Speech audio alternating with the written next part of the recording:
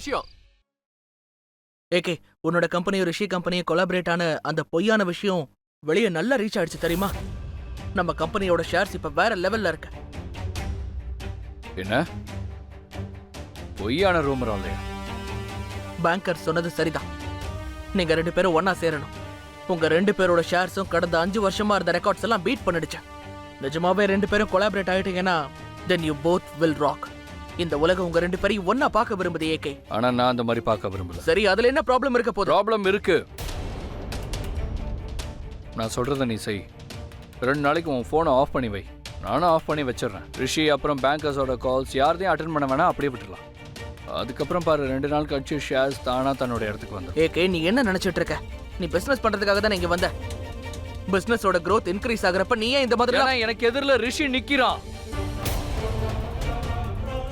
வேற யாராவது இருந்தா நான் உடனே அக்செப்ட் பண்ணிருப்பேன். ஆனா ஏன்னு தெரியல, எனக்கு இந்த ரிஷியை பார்த்தாலே பாசிட்டிவ் வைப்ஸே வர மாட்டேங்குது. ஏதோ ஒரு மாதிரியா இருக்கு. அவன் எனக்கு சொந்தமான எல்லாத்தையும் பறிக்கிற மாதிரி எனக்கு தோணுது. அப்புறம் மக்கள் எல்லாருமே ஏகே ரிஷிக்கு என்ன தேவையோ கொடுத்துருன்னு சொல்லுவாங்க. இனிமே உன்னோடதெல்லாம் அவனோடதுன்னு சொல்லிருவாங்க. நான் அப்படி நடக்க விட மாட்டேன். என்னாச்சு? நீ ஏன் முதல்ல இவ்வளவு டென்ஷனா இருக்கன்னு சொல்ல. தெரியலப்பா, நான் என்ன பேசுறேன்னு எனக்கே புரிய மாட்டேங்குது. ஆனா இந்த மாதிரி ஃபீலிங் இருக்கும்போது நான் எப்படி பேச முடியும்? உனக்கு எப்போல இருந்து ஃபீலிங் வர ஆரம்பிச்சது?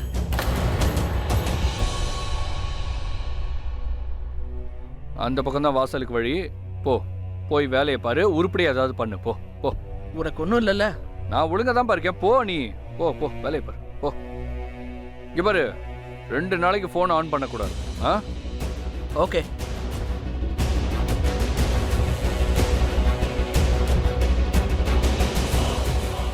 எனக்கு ஏன் இந்த மாதிரி ஃபீலிங் வருதுன்னு தெரியல. யாருக்காக வருது? மனோ, இப்ப நாம எங்க வந்துட்டு இருக்கோம்? அட, யார சந்திக்க போறோம் சொல்லு மனோ. பார்க்கலாம். போலீஸ் ஸ்டேஷனா? Police station. உனக்கு என்ன பைத்தியமாவா? திரும்ப போயிடலாம். இருங்கண்ணா. அண்ணா, இந்த இடத்துல தான் காணாம போனவங்களை கண்டுபிடிப்பாங்க. எஃப்ஐஆர் போட்டு தேடி கண்டுபிடிப்பாங்கண்ணா. ஆனா ஒருவேளை நம்ம அனுஜாவை எவ்வளவு கஷ்டப்பட்டு தேடினாலும், இந்த ஊர் முழுக்க தேடினாலும் கிடைக்க மாட்டானா. கண்டிப்பா கண்டுபிடிக்க முடியாது. ஆனா இவங்களோட நெட்வொர்க் இருக்கு பாருங்க, ரொம்ப பெருசுனா. இவங்க ஈஸியா கண்டுபிடிச்சிருவாங்க. வாங்க கம்ப்ளைண்ட் கொடுக்கலாம். அனுஜா அங்க மிஸ் ஆனா? அண்ணா, இது உங்களுக்கு தெரியும், எனக்கு தெரியும், இவங்களுக்கு தெரியாதுல்ல. இங்க பாரு, நாம இந்த மாதிரி பொய்யான கம்ப்ளைண்ட் கொடுக்கறது ரொம்ப தப்பு மனோ. அந்த போலீஸோட முகத்தை பத்தியா ஒரு அடி பின்னிடுவாரு. அண்ணா, ஒரு நிமிஷம். நீங்க என்ன விருப்பப்படுறீங்க?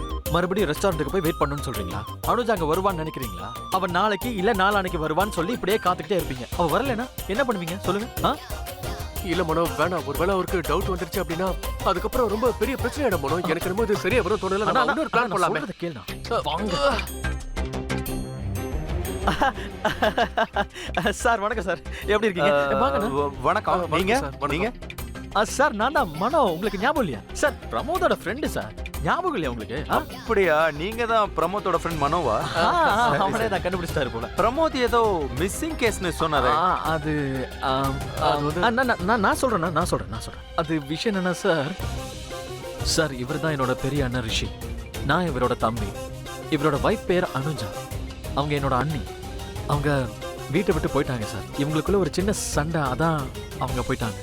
எனக்கு என்ன கவலையா இருக்குன்னா, அவங்கள யாராவது கிட்னாப் பண்ணிட்டாங்களா அப்படின்னு.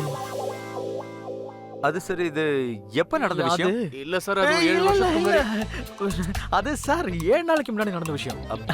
7 நாள் தான் ஆகுது. என்னங்க நீங்க 7 நாள் ஆச்சு, ஆனா இப்பதான் கம்ப்ளைண்ட் கொடுக்க வர்றீங்களா?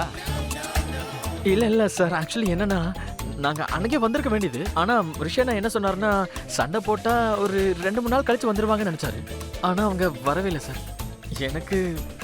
எனக்கு உள்ளுக்குள்ள என்ன ஃபீலிங் ஏற்படுதுன்னா சார், அவங்கள யாராவது கிட்னாப் பண்ணிருப்பாங்களா சார். இப்போ பெரிய ப்ராப்ளம் என்னன்னா, அண்ணனும் அண்ணியும் உயிருக்கு உயிரா காதலிக்கிறாங்க. ஸோ அதனால இவருக்கு 7 நாள் 7 வருஷம் மாதிரி இருந்துச்சு சார். ஒருவேளை நீங்க அவங்கள சந்திச்சீங்கன்னா கூட அவங்க கூட இதே மாதிரி தான் 7 வருஷம்னு சொல்லுவாங்க சார். ஆனா அதெல்லாம் நீங்க நம்பாதீங்க. மத்தபடி நீங்க அவங்கள தேடி கண்டுபிடிச்சிட்டீங்கன்னா அதுக்கப்புறம் எங்க அண்ணன் ரிஷி என்ன ரொம்ப சந்தோஷமா இருப்பாரு.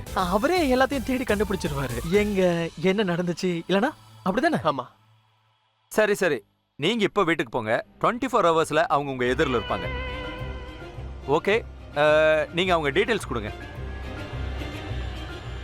அனுஜா, இன்னும் 24 ஹவர்ஸ்ல இங்க எதிர்க்க இருப்ப. அதுக்கப்புறம் நான் உன்னை என்னைக்குமே என்னை விட்டு தூரமா போக விட மாட்டேன், விடவே மாட்டேன்.